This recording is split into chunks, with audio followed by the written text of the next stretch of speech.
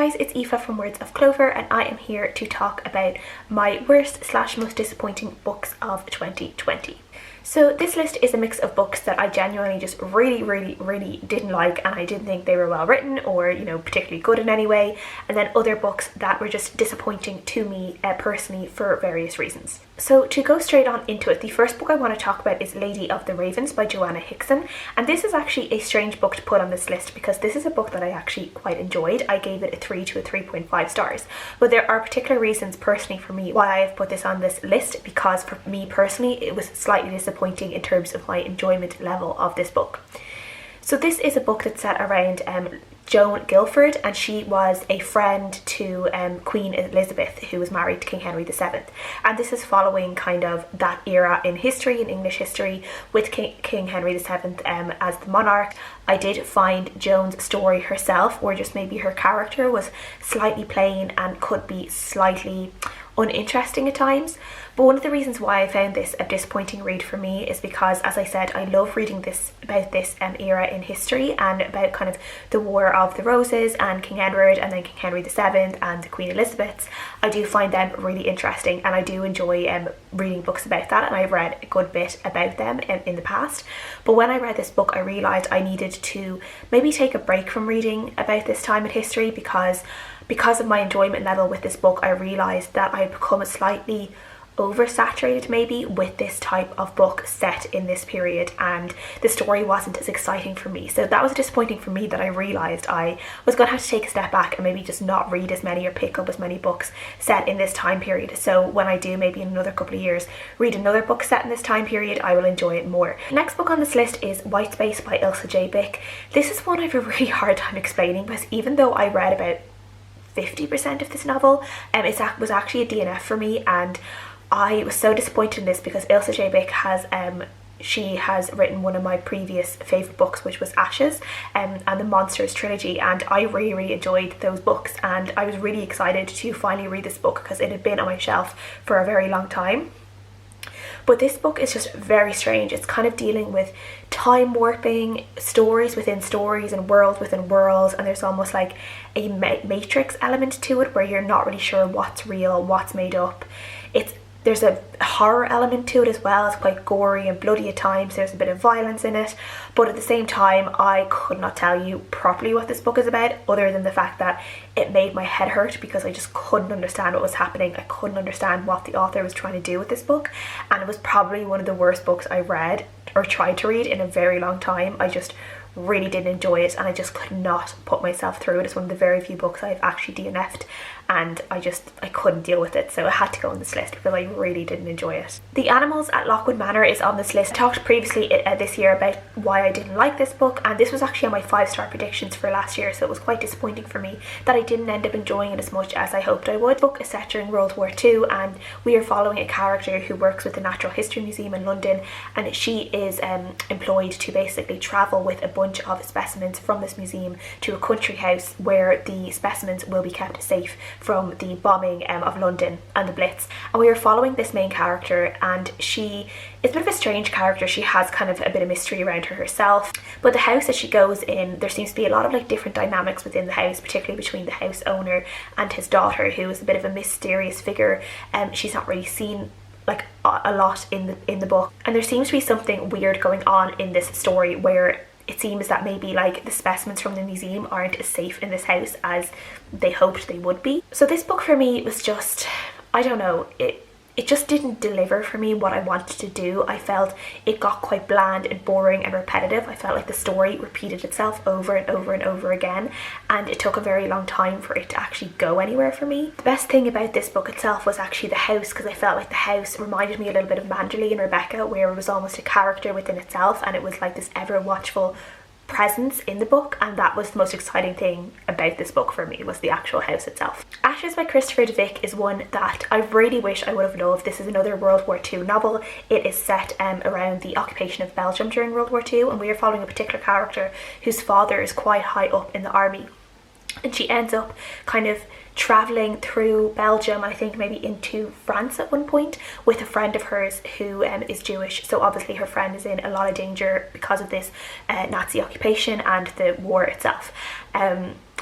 This book is one that it was just very vanilla. It was so bland, and because it was so bland, there was just nothing exciting about this book whatsoever.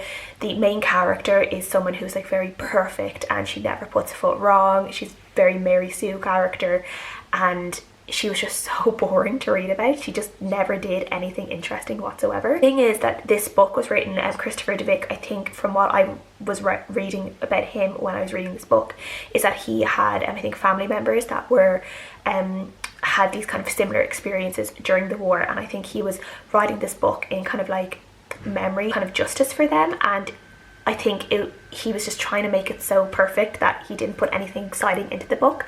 How to Be Nowhere by Tim MacGabhann is a book that I was really sad to put on this list because the prequel to this book, Call Him Mine, was on my favourite books of the list last year when I did my half-yearly favourites. In the first book we follow a journalist called Andrew who lives in Mexico City, and he gets involved with this story about kind of uncovering the crimes of this particular kind of drug warlord almost in Mexico. And the story itself is so interesting. It tells just a really interesting story that I've never really heard about before, both from like a journalistic nature but also just within this country where like it's a really life and death depending on who you might like offend at any point. Itself was just so good. So for this one to be so disappointing and so different from the first book was just, I as I said, I just found myself really sad that I had to put this one on this list, and it's because it is one of the most unnecessary sequels that I've ever read. It just didn't need to happen. Like it didn't need to exist, or if it was going to exist, it didn't have to be a sequel to Call Him Mine. This could have been a standalone novel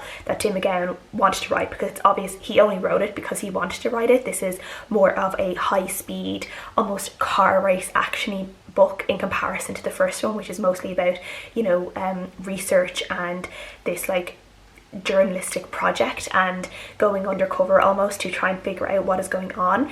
This one couldn't be any different. Like instead of the character holding a pen in this book, he's holding a gun, and he just seems like a completely different character to the man we met in the first book, which is why I just couldn't really believe anything that was happening in this book. I didn't believe the character would really act like this.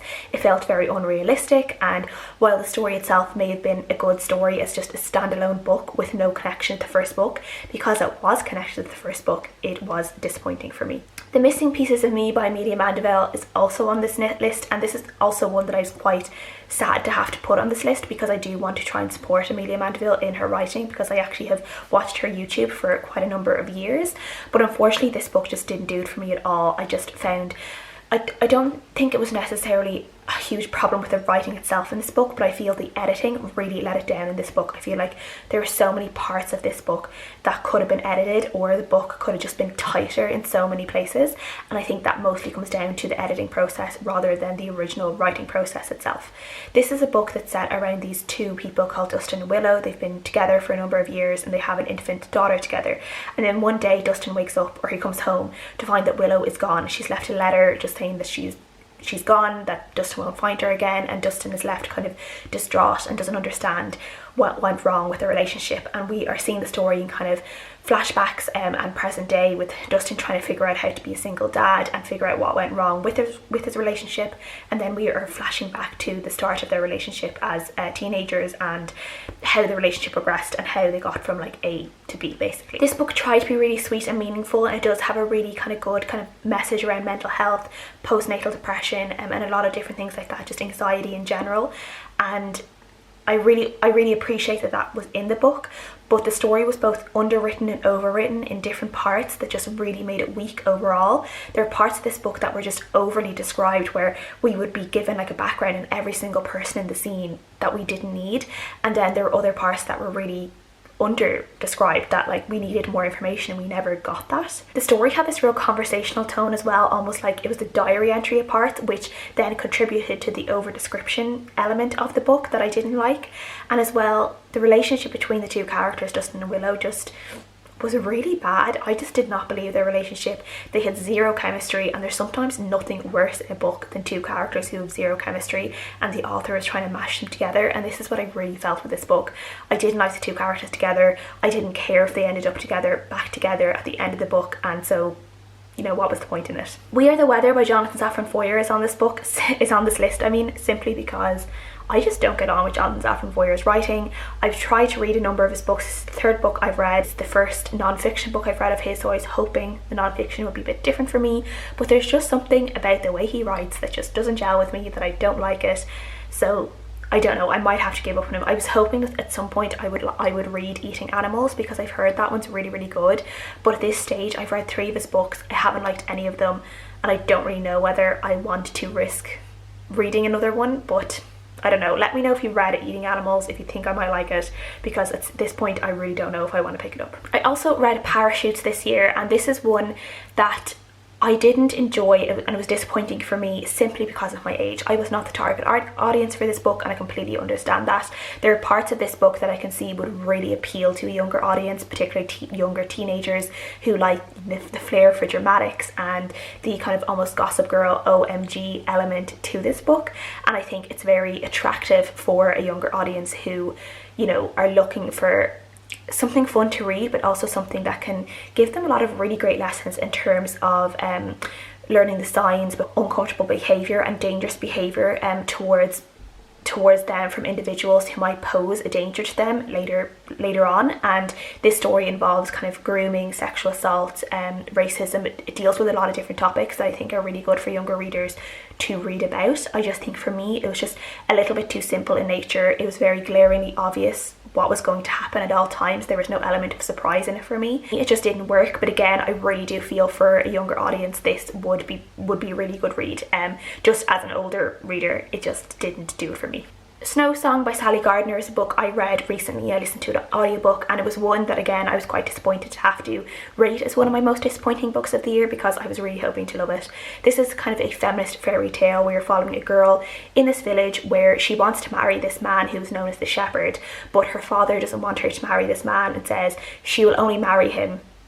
She'd only be allowed to marry him if he comes home by the first snowfall, and if he doesn't come home by the first snowfall, she has to marry this other man in the village known as the Butcher, who is a very mean, vile man who basically everyone in the village is scared of him or owes him something in some way, and he's just horrible. He would not treat her very well, but she agrees to do this because she believes the Shepherd will be back in time for her. But when this doesn't happen, it kind of sets in motion these events where the girl ends up becoming completely quiet. She loses her voice, and through her not talking and only listening and becoming this almost receptacle for people's stories and secrets and things like that, there's this whole train of events that happen that kind of turn the village upside down. This is one that just, again, it just didn't gel for me. There was nothing particularly wrong with this book except that I just didn't really enjoy it. It just wasn't a story that clicked with me in any way, and I was quite disappointed. I just kind of wanted the book to be over by, like, you know, the last third of it. I was just ready for it to be done.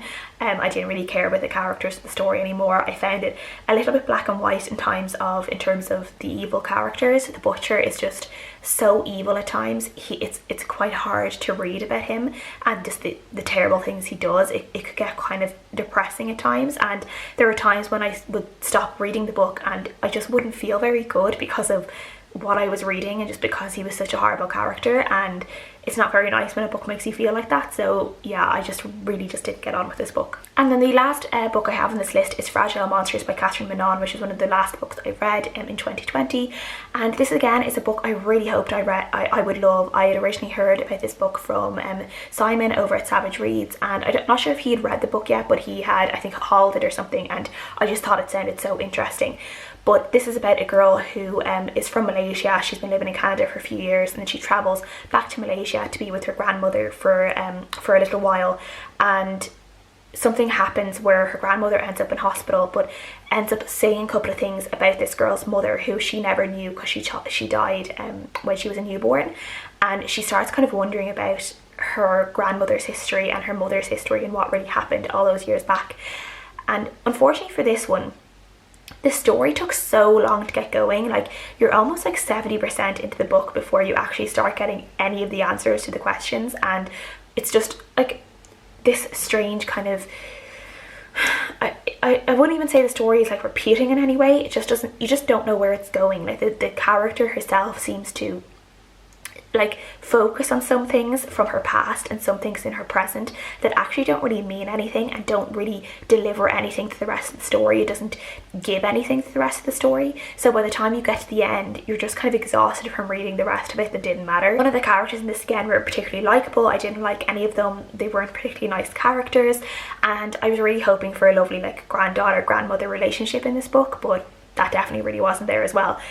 I wouldn't say they had a bad relationship, but they definitely didn't have the type of granny-granddaughter relationship that I would have liked to have seen. I really didn't like this book. I really struggled to finish this book, and yeah, unfortunately I can't really recommend it. So those are some of the books that I just really didn't like in 2020.